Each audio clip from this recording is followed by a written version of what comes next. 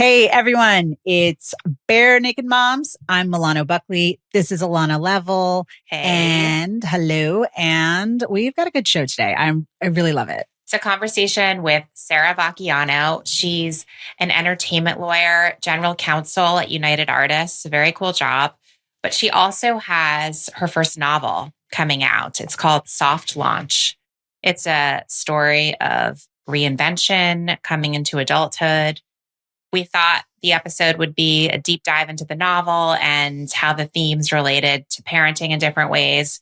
But we actually covered a whole lot more right in the first few minutes of the interview. We said, all of the beginning stuff. And then we said, well, this book, I loved it. Couldn't put it down. She was like, we can talk about the book, but actually I want to also talk about this other thing, which is the fact that you and I both grew up with bipolar moms. And I was like, okay, yep, all right. Who needs notes? Yeah, sure. So we did a lot of talking about that and sharing about that.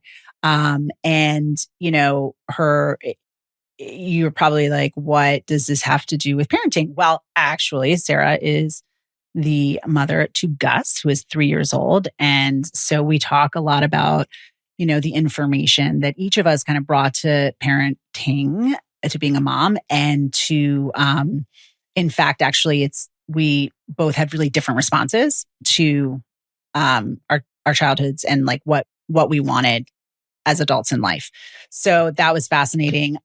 We did end up talking about her book, and I truly do love it. I think it's like, like a Catcher in the Rye versus like meets Ally McBeal. Mm-hmm. You know what I mean? Like, yeah, I like that. So I loved it for a lot of reasons, but I'll talk about the parenting ones because this is what we do. I think there are a lot of parallels. This 30-year-old woman just recently divorced is like trying to reinvent herself, and she does a great job of it on paper. She has all of her goals mapped out, and everything not on paper is a complete mess, and she has no idea like actually who she is or what she wants, and so I just it was a nice reminder, that we're kind of always on this journey, whether you're 30, and trying to figure that out, or whether you're 40 and you're trying to figure out parenting or starting a new career, or, that we're always kind of getting to a new version of ourselves. I thought it was a nice reminder of that. I loved it. So anyways,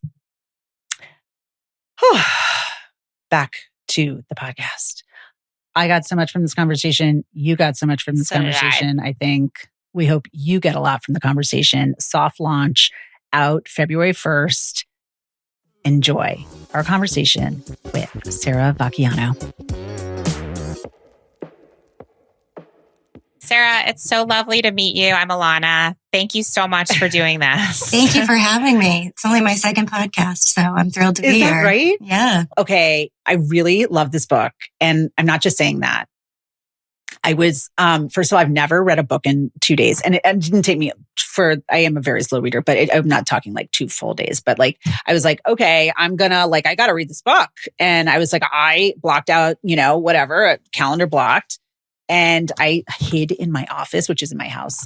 And I read it on my Kindle. So that was fun. I know. And I highlighted on my Kindle, and it was like so I needed to, yes, I did. I'm going to share my highlights. I love looking up vocabulary words on Kindles. I haven't done that yet. And I also find I'm a better, faster reader. I'm a better, faster reader on a Kindle. But also I like having physical books around my house. So. Same. So anyway, I just love the sort of the scenes that you portray. And like, I think you really nail the LA, like Hollywood networking, like vibe and like dynamics and culture, and just like the tempo, of just like how a conversation like goes. And it brought me back in the best ways. So I couldn't put it down. And it's definitely different from our normal reading of like parenting expert tomes and, what have you. So thanks for that. Can I just say, so Yeah. I'm so happy that we're talking about the book. So Milano, one of the things Annie and I talked about, and I listened to so many of your episodes, but I love your episodes specifically and Thank your you. personal story. My mother was also bipolar, and Okay. there was not like we didn't have, like the homelessness, like my dad was around and all of that. Yeah. But I am in the middle of this book tour. I was in New York last week taping a show and doing other press, and I'll be back. And I've got many events coming up this week. And when I was in New York, I found out that my mother had passed away. And so I'm like going through this like incredibly, and because this is a parenting podcast, I've just been thinking so much about what I wanted to say about that, because I took care of her for 30 years. And when I finally had my son, it was like, I can either be the best version of myself as a parent, or I can continue to sink with her. And so we were fairly estranged for the last 3 years. And so it's just been such an interesting week to be thinking about what this podcast and, how you guys talk about parenthood and linking it all together. Because she, it was obviously, it's a very unexpected thing. I wasn't expecting her to pass away. It happened out of nowhere. But the way that I've kind of processed it is thinking of how do I look at my son? I came back to LA and I was like, am I going to look to him for comfort? Am I going to want to hold him and feel that comfort? And I didn't want that for 3 days, I almost sort of wanted just to be by myself. And I said to my brother, I said, I feel so guilty. I feel like he should be the one who makes me feel comfort, And he was like, Sarah, he's like, that's the problem. When you grow up with a parent, we grew up with, where they want you to be a mirror to what they're feeling, you just assume that this is how you're supposed to approach parenthood. And really, parenthood is a one-way street, right? My job is to be there for him. His job is not to be there for me. That's right. Yes. And so, anyway, I'm so happy to talk about the book. I could talk about it all day long. Yeah. But I just had to kind of the enormity of all of this happening, and having today would have been her 76th birthday.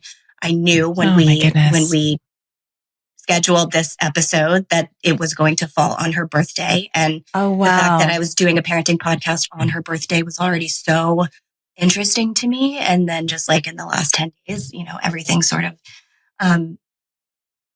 changed significantly. I'm so sorry for your loss. Yeah, only sorry is from us.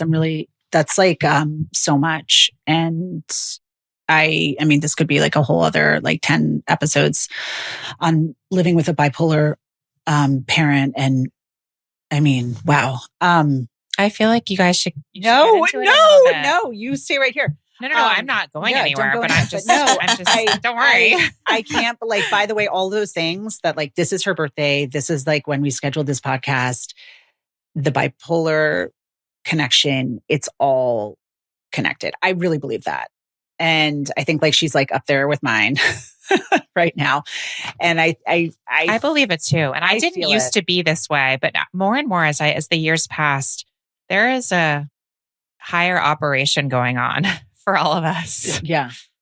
Do you feel you this is how I felt, so I don't want to project on you, but when the actual death of my mother happened, I was 26. So I was in my the period of the main character of your book, and trying to reinvent myself. And we had been estranged since I was, 19. And I think that unlike you who wasn't expecting it, I always kind of rehearsed in my mind, when the day would be and how I would respond and who would tell me and how it would happen. And so it was super meta and surreal that it had actually, it was now. And it was oh, it's now. It's oh, no. It's here we are. This is it. No more rehearsal.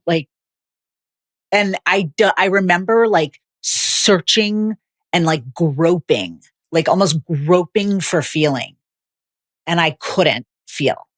I was cry, like I like set up all of, like I set up all this like shrine to her in my, fifth floor walk up, like shoebox room that I was sharing with two other people. And I just searched for any like document of her, like photos and letters or anything to like revive her in some way, but like also to like drum up like feeling. And I couldn't. It was like performative. Anything I was doing was like performative. It wasn't organic, which is probably like totally typical of grief. But I don't know how you feel now. I mean, I can't believe you're even here. No, I mean, well, first of all, I mean, the book is a runaway train. It comes out on Sunday, and it's like I either, stay on it or I don't. And it's been a really lovely distraction because in so many ways, it's like, one of the nicest things that's ever happened to me is that this book is out in the world.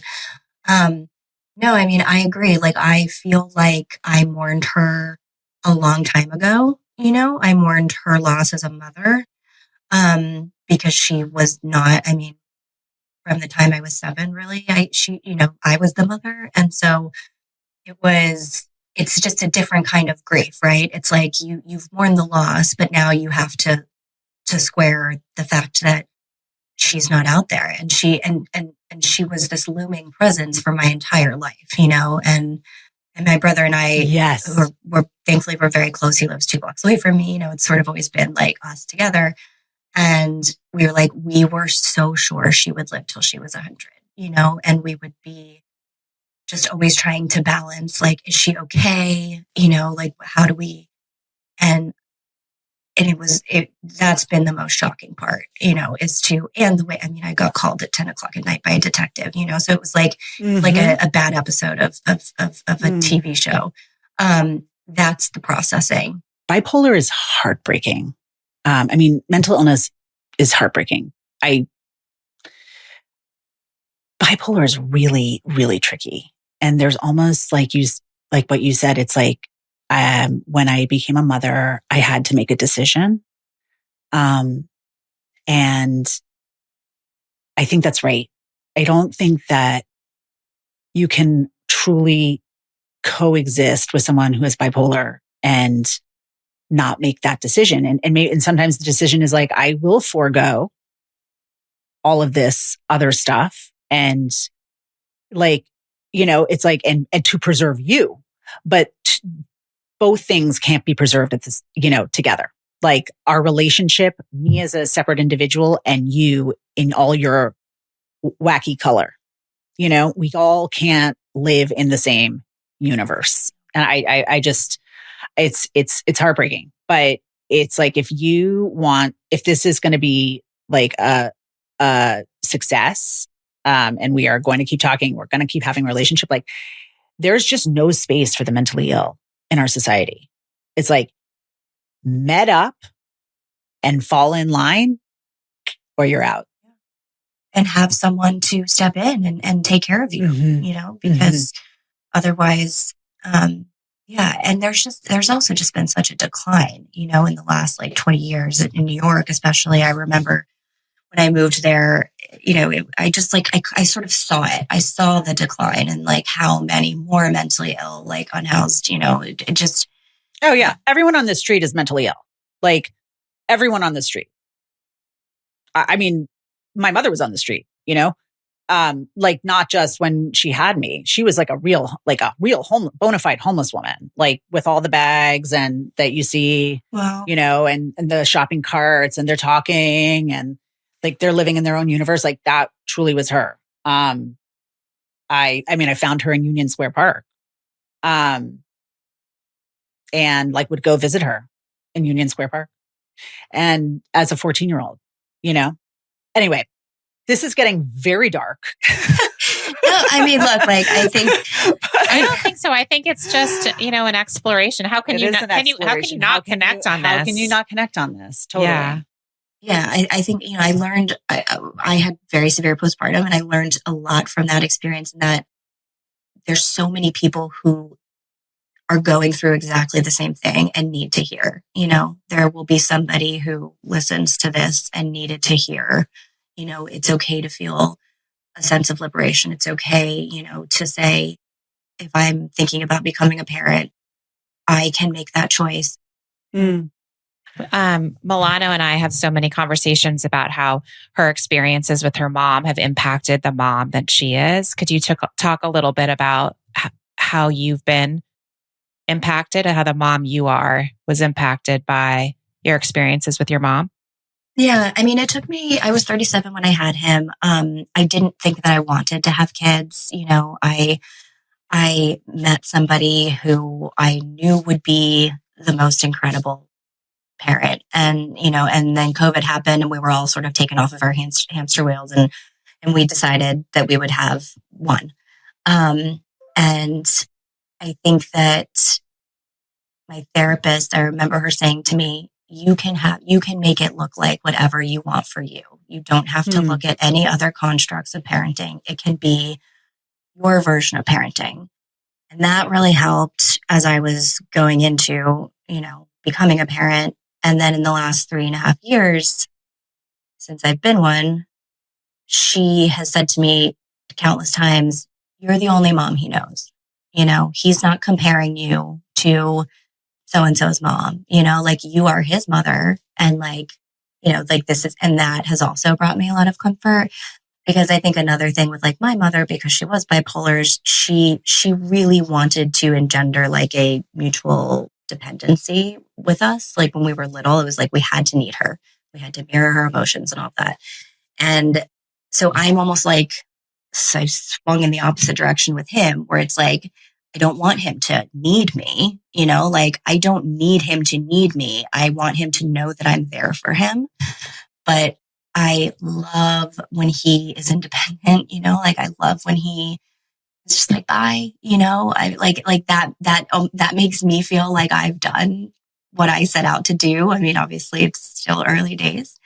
But yeah, it's really like, there is no version of motherhood. And there's this myth of motherhood that we all have grown up with, but you really can make it look the way that it looks for you. And I feel like I found my footing. I don't know how you feel, Milano, about this, but like I really was I was so hopeful he was a boy, because I just thought that like I needed that like separation, like I had such a complicated. Yes. Wow, that's really interesting. Like it was going to be a real shit show if you had a girl. Did you feel like it was a little easier on your brother because he was a boy? Yes. Yes. Because he just naturally could distance himself. Yeah. And not even for that reason, but because I thought that finding my footing as a mother would be easier with a boy, because I just thought that there wouldn't, like the parallels of like the mother-daughter experience, it would just feel different, and it has, and, we're not having more. And, so he's the one that we have. But I feel like I don't project things onto him. I think now if I did choose to have a second and I had a daughter, I think I'd feel more confident in my ability to be a good mother to a daughter. But for the experience of becoming a mom, I hoped that he would be a boy. I didn't have any aspirations either way. I didn't really think about it. It's funny. So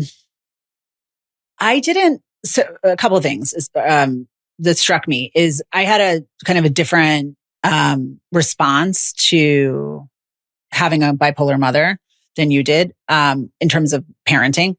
And as I wrote about in that essay, I really like always from, I remember you just, I don't know, maybe this is like telling or not telling, but just as a little girl, like, putting the pillow under my nightgown and pretending I was a mommy and a bride. And like, I wanted to, right all the wrongs of my upbringing. And parenthood was like, that was my ticket. I always knew that I wanted to be a mom and that I was going to do it right. I was going to do it right. I mean, I don't know, gosh, how else to say it. And that was like my chance, like my blank canvas. And that was my chance to like make a beautiful picture. And you had the opposite. Like, I don't want this because of what I went through as a kid. Yeah, it's interesting. Which is just, and then the thing, it's funny that you mentioned like that you had ideas about wanting a girl versus boy, whatever. I was 33 when I had my first. My mother was 33 when she had her. That was kind of spooky. My therapist at the time, wonderful woman, Addie, if you're listening, she was like, "So what about like breastfeeding? Like, do you have like a plan?" I'm like, "No." Yeah. I'm like, you tell me. I'll give him his breasts. Like, if he likes it, like, great. Like, if he doesn't, like, I'll get some help. Like, I'll figure it out, I'm just like, I was like very hands off. Like, in some ways, the blank slate was kind of a nice thing. Well, so yes. But interestingly, I mean, my mother like breastfed me until I was 5 or 6. Oh, really? I mean, it's like famously, like everyone in my extended family on her side knows this because, we would go to like West Point, like family reunions at West Point. Walk up and she would be like whipping a boob out and I would like have like not adult teeth, but like teeth. Anyways, so no, but my therapist is like, well, have you thought about this thing? I'm like, breastfeeding, like, yeah, like I'm just going to be like very like I'm just like not going to be invested either way. Like, I'm just gonna be really practical about it. Like, if it works, it works. If it doesn't, it doesn't. Like, I want my kid to be like nourished, and we'll just like kind of see how it goes and take it one day at a time. She's like, I've literally heard you give way more attention to like rug selection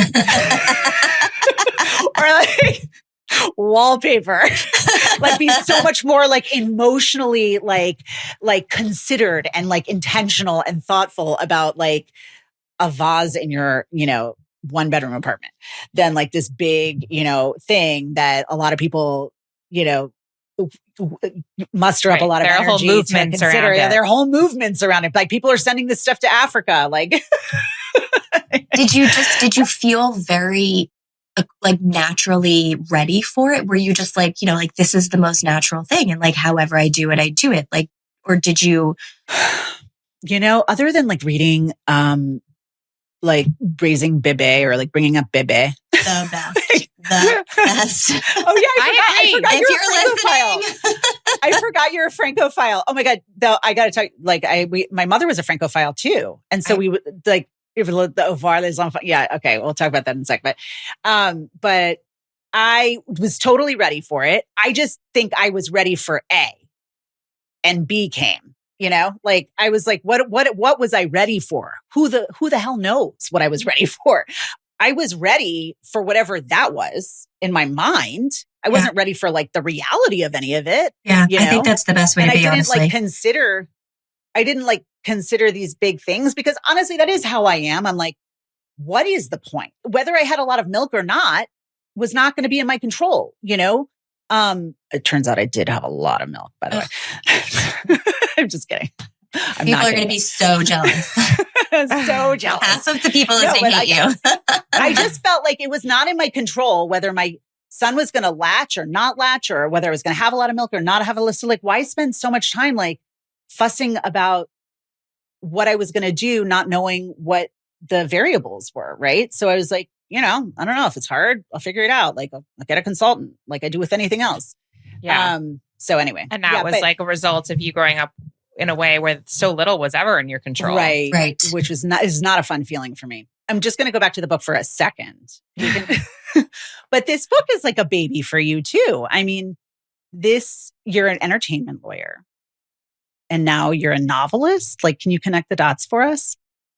I mean, I wrote this for over 10 years. I started it in 2013. I finished it in 2021. I'd started querying agents and, I had some positive responses, but nothing really materialized. And then I got pregnant. We moved to LA. We got married. I started UTA, 6 months pregnant. And it was just like, it had to go into a drawer, it was like too much to think about. And then like a year and a half ago, this woman who had read it as a friend who I hadn't even kept in touch with, we were like industry friends, emailed me out of nowhere and said, I'm an editor now and I think about your manuscript all the time. Did you ever sell it? Would you be willing to, share it with my colleague who I think it would be perfect for her. And it happened just sort of overnight. I didn't have an agent, Wow. like I was very, and the editorial process was, I had just turned 40. So jumping back into a manuscript that I started writing when I was 30 and finished, when I was, I don't know, 38. It was just a very, interesting process to see how I felt like I had become during that period of time. When I started writing it, I had just gotten divorced. I had just started my career.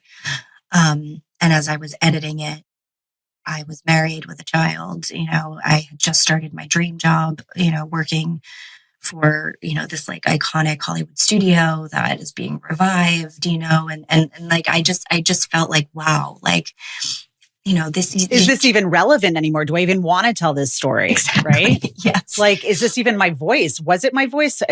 Does it totally? I can totally see that. How much of Sarah is in Samantha, your hero? I think there's a fair amount. I mean, it's interesting because it was selected as an Amazon first read. So it's been out for almost a month on Kindle. And so it has, there's been quite a few early reviews, and which has been great. And, thankfully they're more good than bad. But I think that, one of the more consistent criticisms is that, she's insufferable, she's narcissistic, she's so like, difficult to connect with. And I thought, well, I was, I was 30. I coming of age had happened well before then, but I felt great on paper. And I was I was just floundering everywhere else. And I think also, the survivor mentality of having grown up with like a parent like I did, it was all just wrapped up in, in the character. But I didn't go into that in the book, I mean, it was, but my decision even to get married so young, was like a product of the instability that I'd had, growing up and wanting, craving that sort of like familial, and then it's funny because like in 2007, I was married and I decided that I was finally going to pursue my dreams of like working in film. And I went out to William Morris at the time, and interviewed in the mailroom and got the job. And my then husband was like, no, you're not going to move to LA to do that. And I was like, okay, then I'll do entertainment law instead and I'll go to law school. But yeah, so many of the decisions that went into that period of my life were me just trying to figure out who I was, form a sense of stability. And really what I learned, I think, in writing that book was that the stability had to come from me. It wasn't going to come, and I wasn't going to be in a position to be a partner to anybody until I had figured out how to not be insufferable, how to not be a narcissist, like it's, the growth that happens in your 20s and 30s is, I mean, for some people you can be ready for marriage in your 20s, and I wasn't.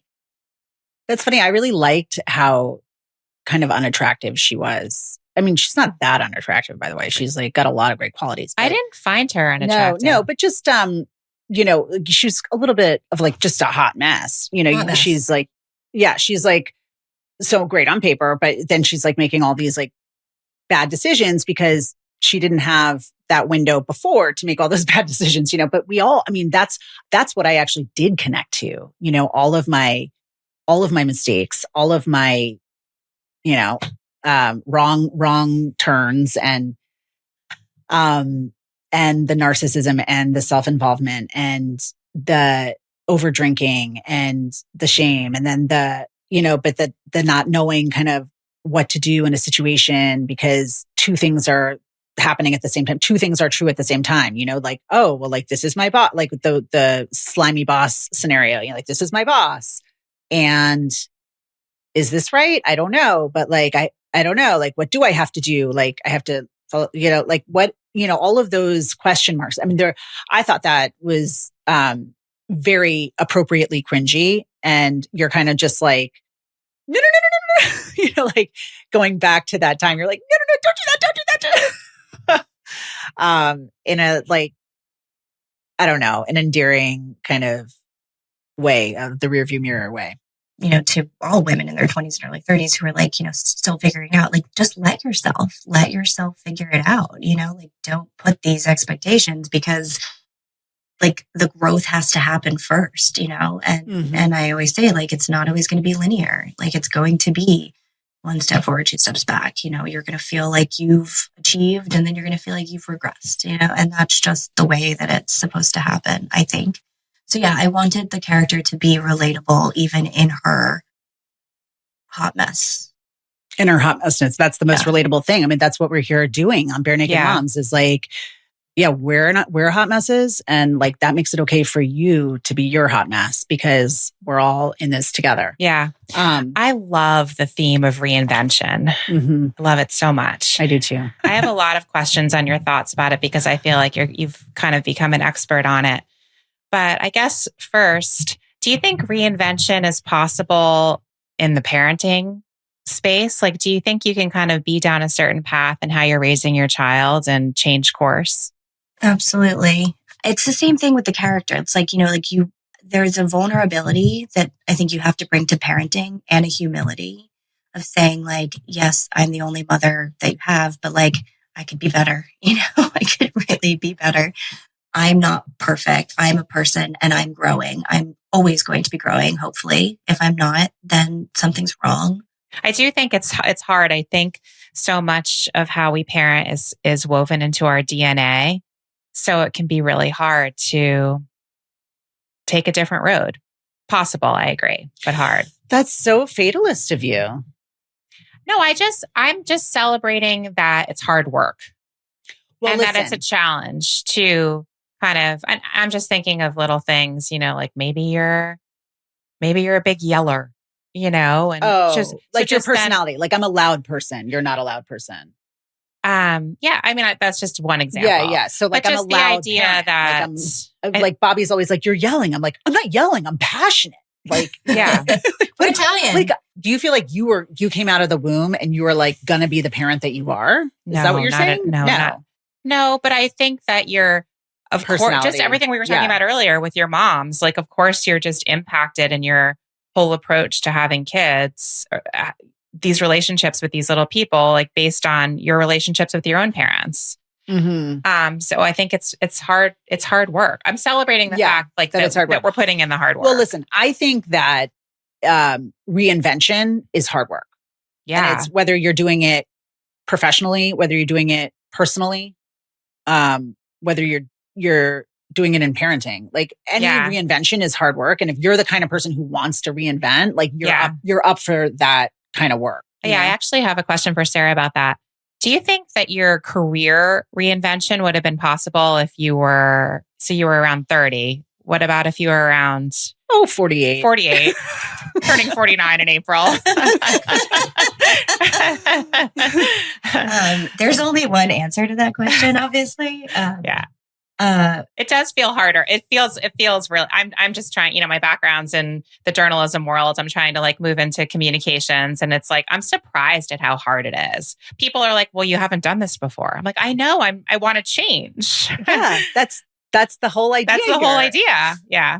And no one wants to take a risk on you. And so it's really hard to keep wanting to take a risk on yourself. I mean, I think that, we grew up on a horse farm in Virginia, right? Like that was, my dad is from Italy. Like, we grew up in this very sort of provincial way.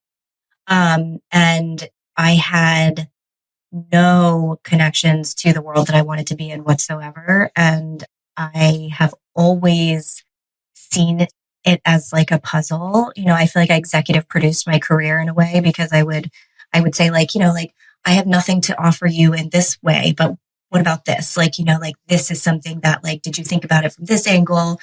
I could potentially be additive like in this way. And I think like, especially today, 20 years later, it's even more, people are even more receptive to that.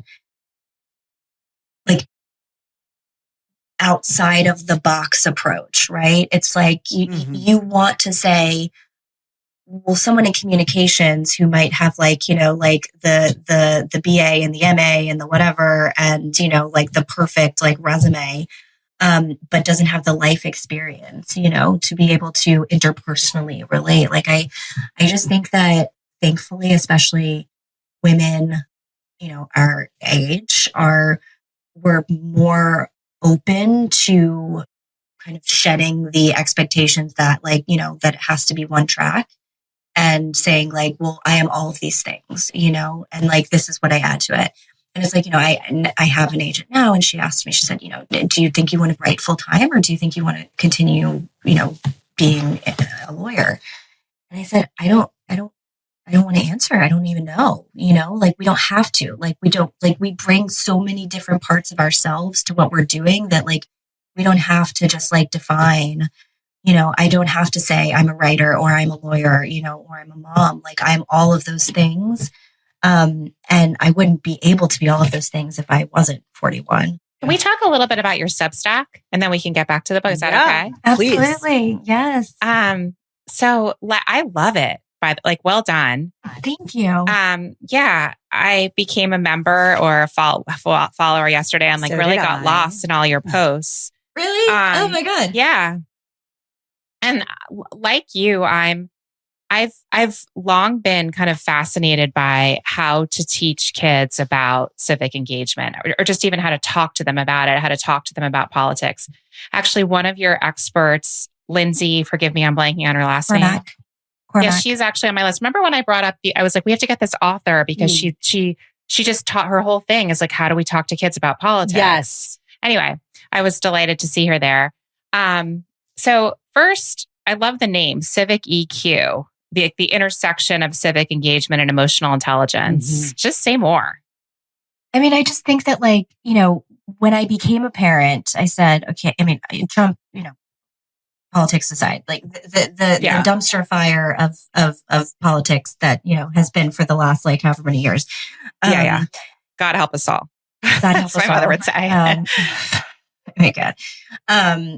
We need some like Valium in the water. Yeah. We need some like Xanax in the water these days. I mean, it's like everyone. Wouldn't that be great? I just want to send everyone in that White House some Xanax. It's just, we need like psilocybin. Just chill out.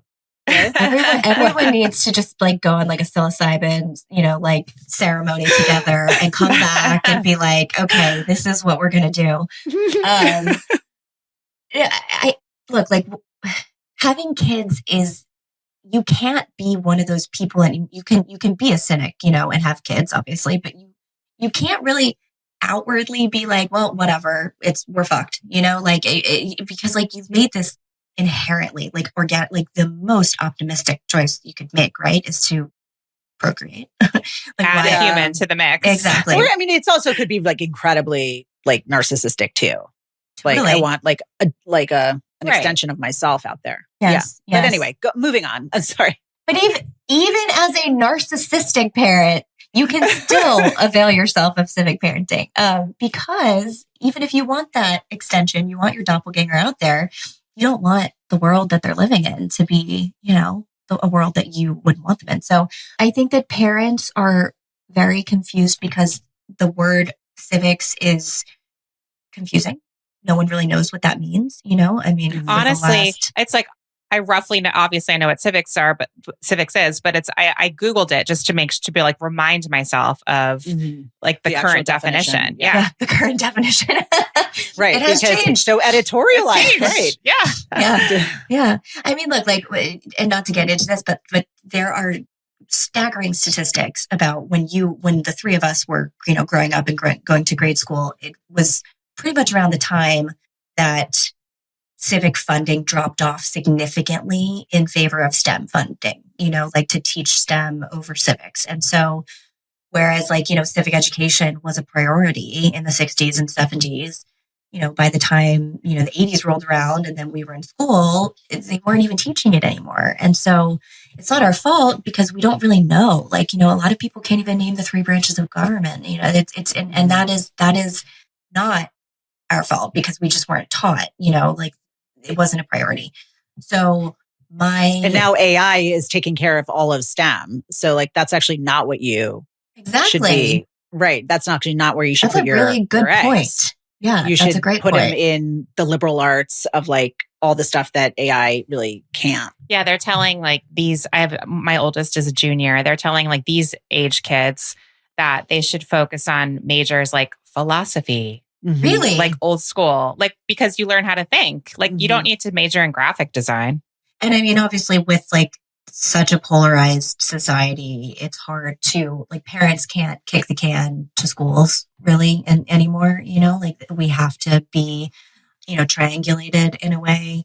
And so just another little insert. I think too that schools are even a little nervous to get political these days because because they know how explosive it is. Like I find like my daughter is in 8th grade and she's supposed to be, writing an argumentative essay and she has to get assigned permission from me to take on topics like, should transgender athletes be allowed to take part in, sports, things like, hot topics. They need parent permission to explore in their classes. What have been your big takeaways about how parents should talk to kids about politics?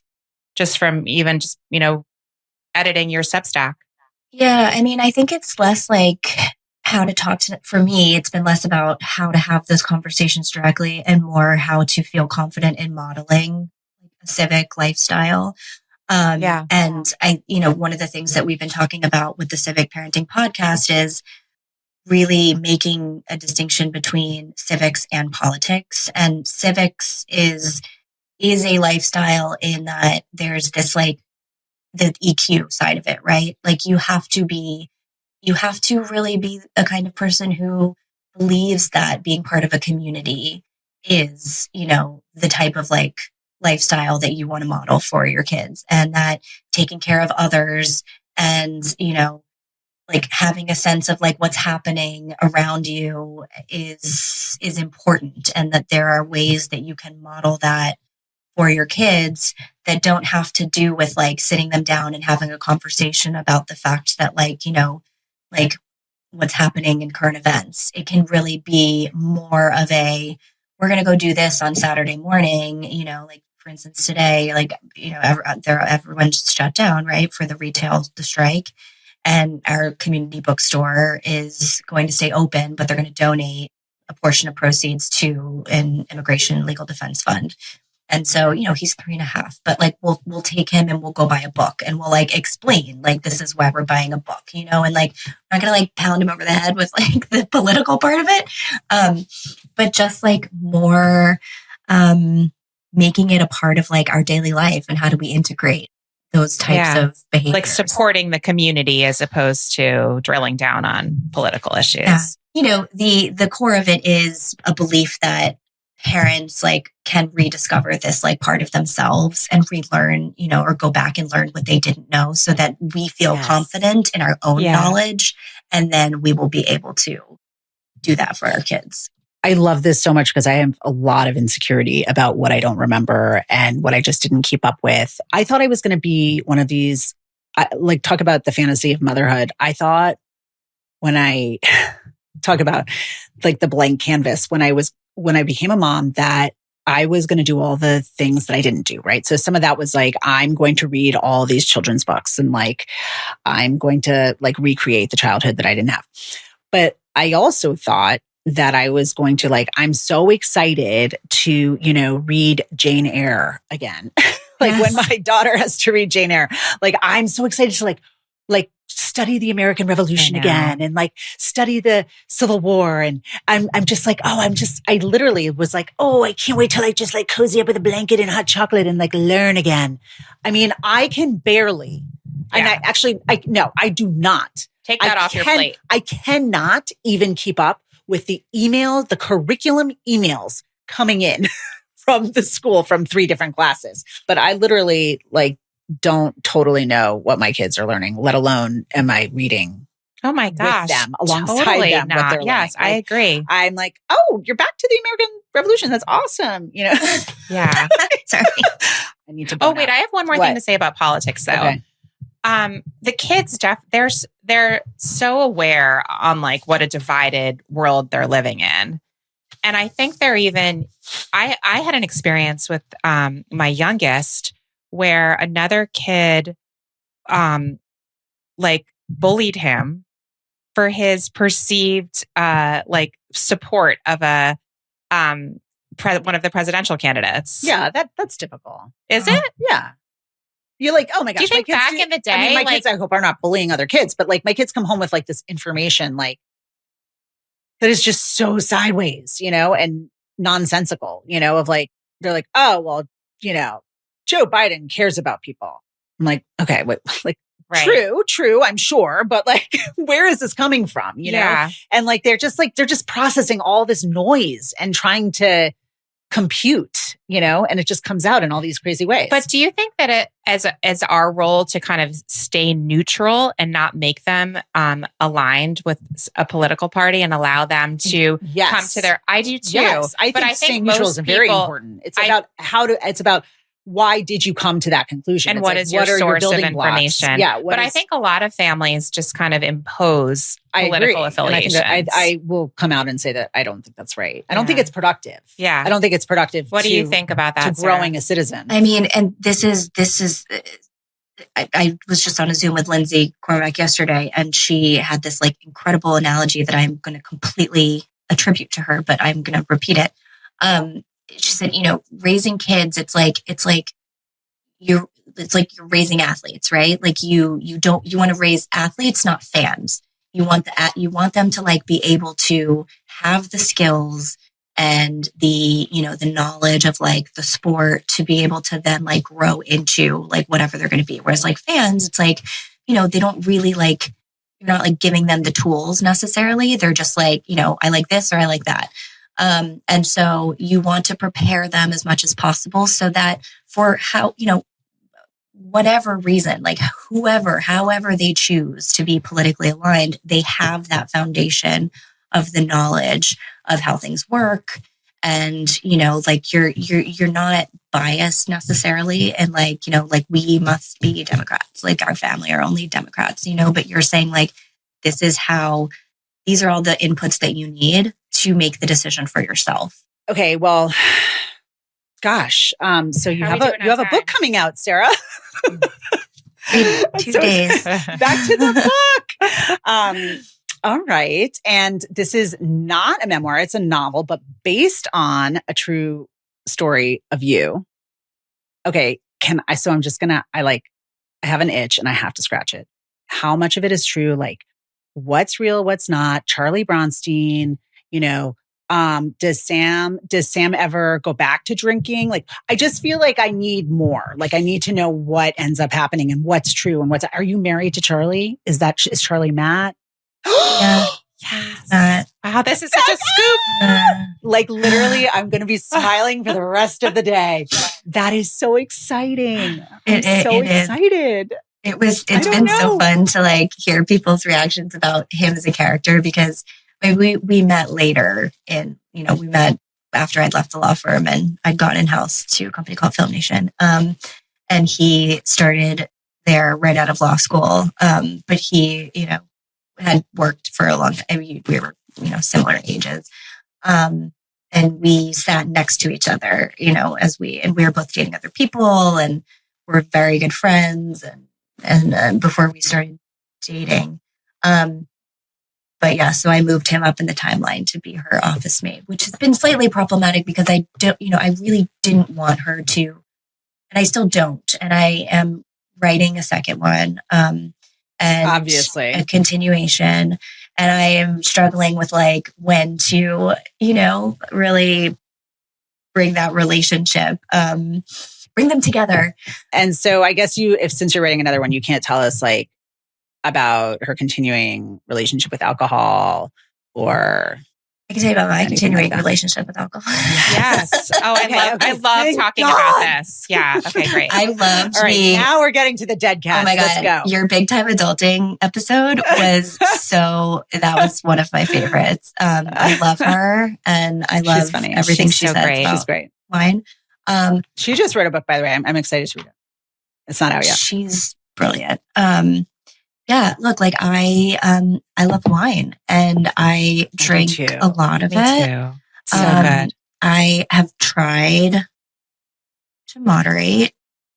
Sometimes I do better than others, you know? Yeah. It was interesting this, the last Can I just days, say amen? I'm just going to say amen to that, like just amen.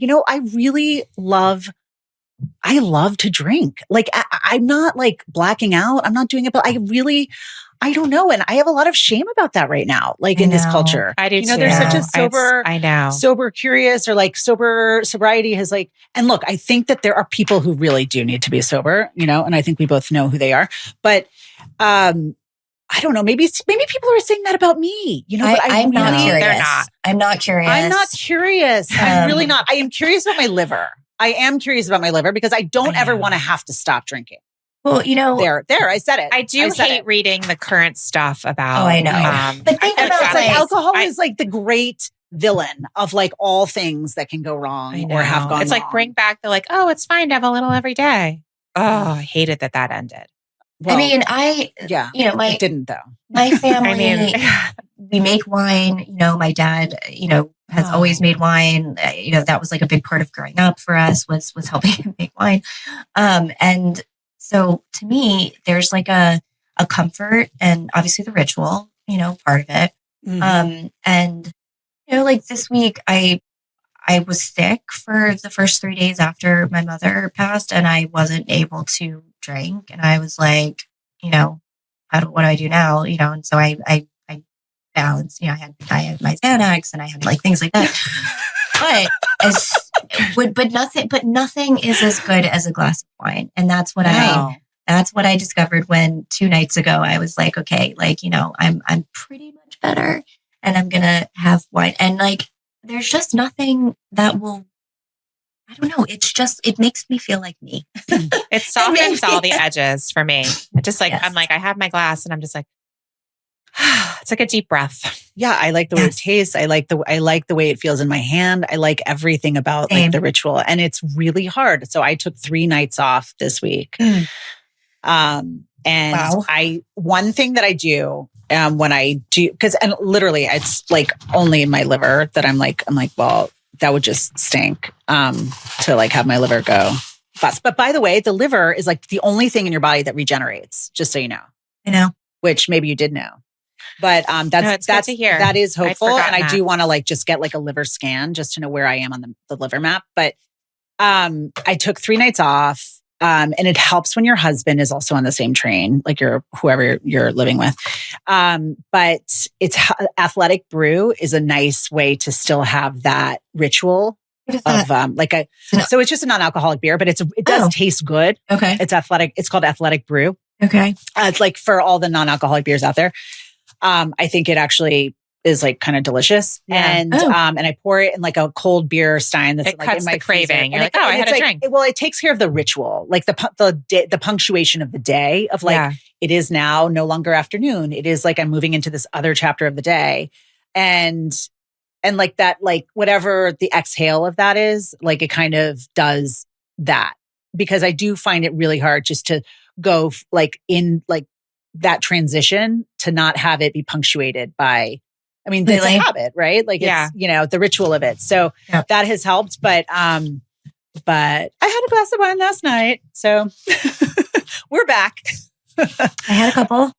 Okay. Yeah. You've been so generous with your time. Yeah. And I've loved literally every second of this conversation. And I know you have so many places to be and do, but you have like, I don't know, 30 seconds, a minute longer for a lightning round. Oh, absolutely. Yeah. Okay. Let's do it. Okay. What is your favorite thing to do with your son for fun? I like to cook with him. He's really, I love to cook. That's also part of my wine ritual. And I'm a lot more patient. If I have a glass of wine and like, he just is kind of throwing things everywhere, like, it's just like, it becomes fun. Like whatever. Yeah. So it softens the edges, as you said. I love to cook with him, and he really likes to cook. He likes to stir. He likes to pour. And also I think listen to music. He's a big Broadway guy. Okay, cool. Wow, those are 2 really good ones, Broadway and cooking. Yeah. You think you got a real winner on your hands. Or I would just say you're winning. You're winning. Okay. What is the thing that you and Matt, I feel like I can't even ask this now because I know who Charlie is, but you and your spouse fight about the parenting thing that you just can't, kind of come to terms with? I don't know how anybody parented without social media, but I certainly couldn't. But I send him memes nonstop, or like Instagram videos about parenting, and like I'll do something and he'll come to me and he'll be like, "Do you watch the videos before you send them to me, or do you just send them? Because you're doing the opposite of what the video that you sent to me as this. Let's try this." He's much better at it than I am. He's just he's like Mr. Mom, I mean, the baby slept on his side of the bed in the bassinet, he was just kind of more from the beginning. So I wouldn't say I defer to him in many ways. I try to send him things that I find to be instructive, but clearly those things aren't really, Are you just sharing it with your partner? Like, hey, I saw this really cool thing. We should do this. Or are you like nudging him, you might want to try this approach. No. It sounds good. No, I wouldn't. Yeah. Okay. So basically you guys are amazing and you don't fight much. I'm the one that needs to be nudged. And you need to be nudged. Okay. When Gus is asleep, is there something that you just fill in the blank? You need to do at the end of the day, or just makes you feel better at the end of the day when you get to do it? We covered the glass of wine already. My red light mask. I really have been, feels so spa, comforting. I don't have a red light mask. Okay. Well, I do. And I've actually, because I have a puppy, I blame everything on my puppy, my second dog. I've fallen out of habit. Talk about I don't know if I wish this happened with wine, but I've fallen out of habit of when I wear my red light. So it's been 3 months and I've just I have to get back on the red light train. Yeah. Okay. Thank you so much for this. Thank you. Thank you for having really me. rich talk, and for sharing so much so honestly.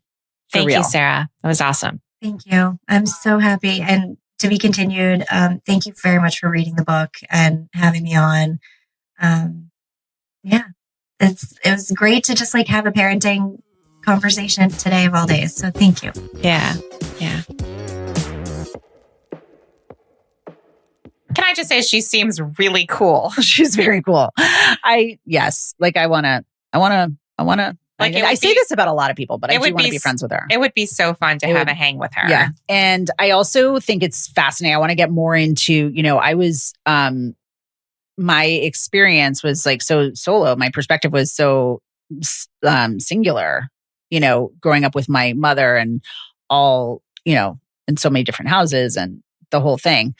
And she had a brother and she had a father. So I would love to know more about how her experience of having the bipolar mom was different than mine, just in terms of she had witnesses and other people who are sort of there to sponge up. Yeah, there to sponge it up and there to bear the burden too. Yeah. And to confirm that, I think when you're with someone who is not, on the ground, it can also sometimes feel like you're the one not on the ground. Yeah. I had so many other questions actually. Yeah. What happened to the marriage between her father and mother? Oh yeah. Yeah. How did that go? And she talked about how when she became a mother, she decided that she couldn't be her mother's caretaker anymore because she had to give that energy to her child. So then where did her mother go? Oh yeah. Yeah. What happened? So I never experienced that either. My mother was long gone by the time I became a mom. Right. Which was very neat and tidy for me. Yeah. So when it's just interesting that when it makes total sense. When she became a mother, she was I don't have the energy anymore to direct to my own mother. I have to give it to my child. But I think that is the case with bipolar in general, is when you're in a close relationship with someone bipolar, you ultimately come to that fork in the road. Mm-hmm. By the way, Louise is looking, sorry, this is where my brain is. Side note. Louise is looking for a quote for the fifth grade yeah. yearbook. And so we were all like, okay, like we get our iPad, or not, Bobby and I get our phones out and we're like, what about this one? What about this one? And this made me laugh so much. He's like, how about this? If you see a fork in the road, take it. That's so funny. I'm like, yes, that's your quote. It's like, Yeah. we don't need to be deeper than we want to be. Just take the fork. Yeah. That's actually funny. Listener, if you don't live in our town, fifth graders in our school, maybe in your school too, they choose quotes for their yearbook page, for their special fifth grade yearbook. And none of my kids, all three have gone through fifth grade, chose a quote that I was happy with. Okay. They've all been I did the same thing. I presented them with possibilities and they just ended up choosing frankly really dumb quotes. Yeah. But it was a only moment. Michael Jordan quotes. That's what she was I just want Michael Jordan quotes. I'm like, you don't even know who Michael Jordan is. Right. But it's just been a pick your battles moment. I'm like, screw it. Yeah. It's her moment. Okay. So, I just am thinking back, we're at that mark, of the end of the season 3. And I'm so well, we're not at the end. We're halfway through. Okay. Tomatoes. Yeah. And okay. Listener, after this episode, we're going to take a little pause for a few weeks. We're not going to stop working. We're actually going to just do a bunch of recordings. We can bring you some more good conversations, but we won't be posting for a little bit. But please stick with us. We'll let you know when we're back.